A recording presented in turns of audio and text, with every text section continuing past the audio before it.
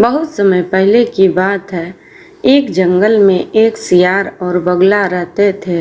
दोनों आपस में अच्छे मित्र थे।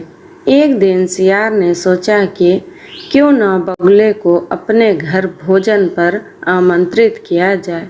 उसने बगुला से कहा, मित्र, बगुले को अपने घर भोजन पर आमंत्रित किया जाए। उसने बगुला से कहा, मित्र, कल तुम मेरे घर भोजन पर आओ, मैं तुम्हारे लिए स्वादिष्ट भोजन बनाऊंगा। बगुला ने खुशी खुशी निमंत्रण स्वीकार किया। अगले दिन बगुला सियार के घर पहुंचा। सियार ने उसे खीर परोसी, लेकिन खीर एक चौड़ी थाली में रखी हुई थी। बगुला की चोंच लंबी थी, इसलिए वह उस चौड़ी थाली से खीर नहीं खा पा रहा था। दूसरी ओर सियार आराम से खीर चाट चाट कर खा रहा था।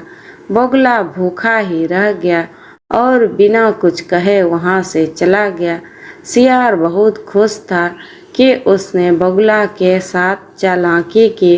कुछ दिनों बाद बगुला ने सियार को अपने घर भोजन पर बुलाया।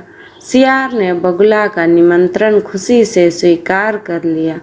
अगले दिन सियार बगुला के घर पहुंचा। बगुला ने सियार के लिए स्वादिष्ट खीर बनाई, लेकिन उसने खीर एक लंबी और पतली गर्दन वाले सुरीली में परोसी।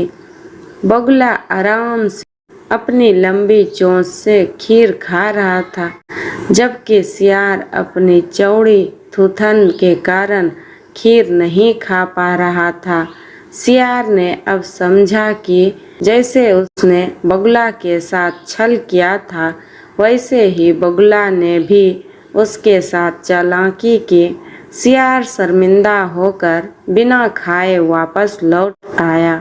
इस कहानी से हमें यह शिक्षा मिलती है कि हमें दूसरों के साथ वैसे ही व्यवहार करना चाहिए जैसा हम अपने लिए चाहते हैं।